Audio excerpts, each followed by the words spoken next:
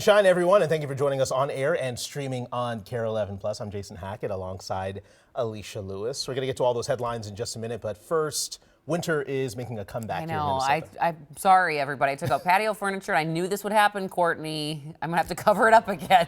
I know. I feel like it was kind of it was looming for a while. We had an idea that we were going to be trending back into kind of a cooler zone. And now on top of that, it's active. So not only do we have the cooler temperatures, we have multiple chances for rain and snow and a mix of both. One of those is today. Right now, temperatures are in the 30s for the metro. It is cooler up to the north. Those folks have seen some snow, and that main band of snow is now pushing into northern Wisconsin. We could see some flakes here in the metro. We've seen a couple of those flakes here in the backyard, but nothing significant. High temperatures today are going to be cooler than yesterday by roughly 10 degrees. So we're shooting for 40s here locally, and by late afternoon, that wintry mix is going to push into the region, making for a little bit of a tricky evening commute.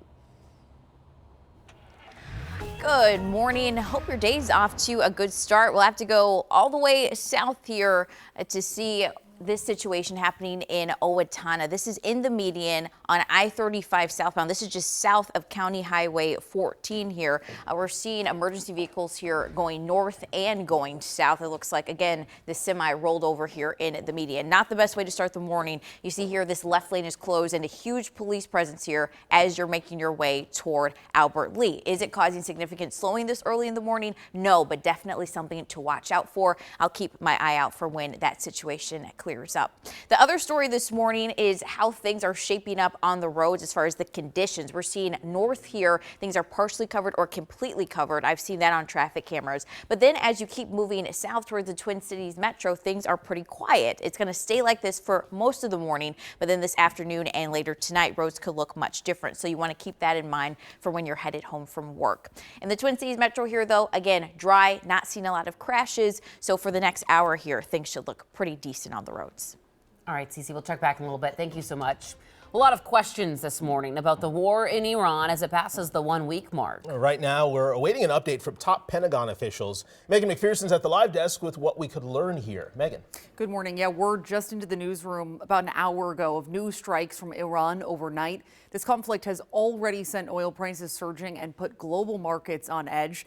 Many people will be watching the response as gas prices are still climbing right now. AAA says that the national price in Minnesota is sitting at about $3.25 a gallon, but that's almost $1 higher than it was a month ago. And you can see there nationwide too, prices have spiked nearly 50 cents in just the last week. Soaring oil prices are also hitting trucking companies and airlines.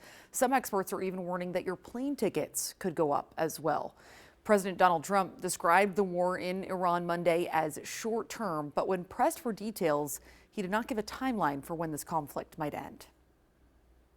We could call it a tremendous success right now as we leave here. I could call it, or we could go further, and we're going to go further. Now, Defense Secretary Pete Hegseth and Joint Chiefs Chairman General Dan Kane are set to hold a press conference at 7 this morning, so in under an hour. They didn't say exactly what they're going to discuss, but they are expected to address these latest strikes and how long this conflict could last. Jason.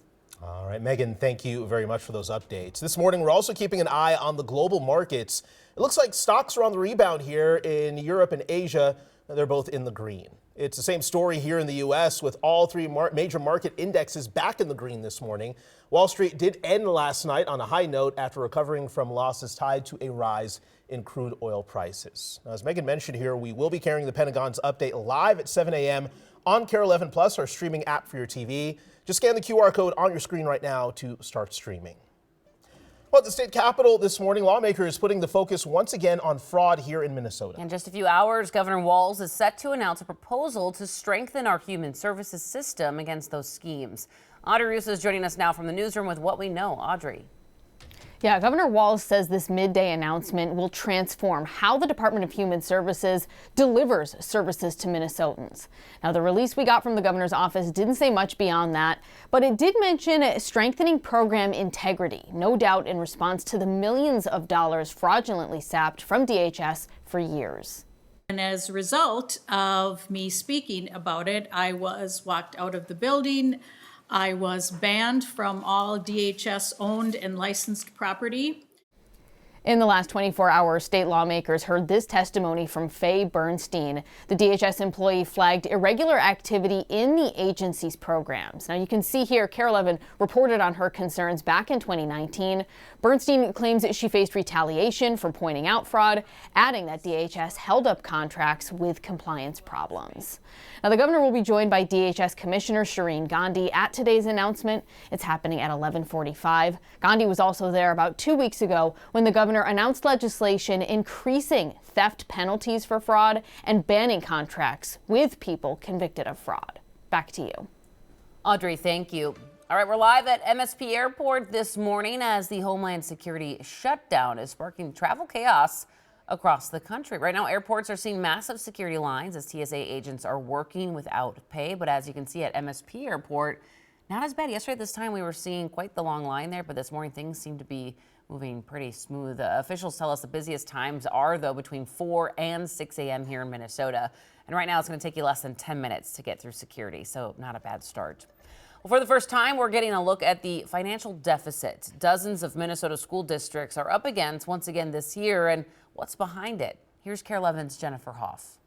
Stillwater schools are facing a $5 million deficit, but part of a much larger shortfall across many metro districts. I'm Jennifer Hoff with KARE 11 News. The Association of the Metropolitan School Districts is made up of about 50 districts. Its executive director says they face a total deficit of $223 million. Falling enrollment is still a huge factor, but now unfunded state mandates are having a big impact, like summer unemployment benefits and paid leave, that between the payroll tax and salaries for substitutes is another $700,000 every year in Stillwater alone. We're not arguing that those are not great programs or benefits, but they come with a cost, right? And if the state doesn't provide the money, then school districts have to take that out of their general fund. Brunquist is asking the legislature this year to fully fund the existing statute.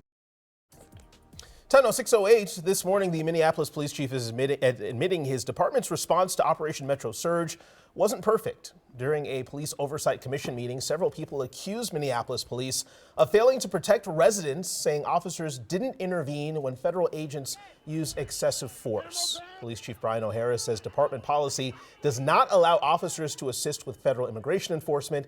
They also cannot interfere with federal agents doing their jobs. To see if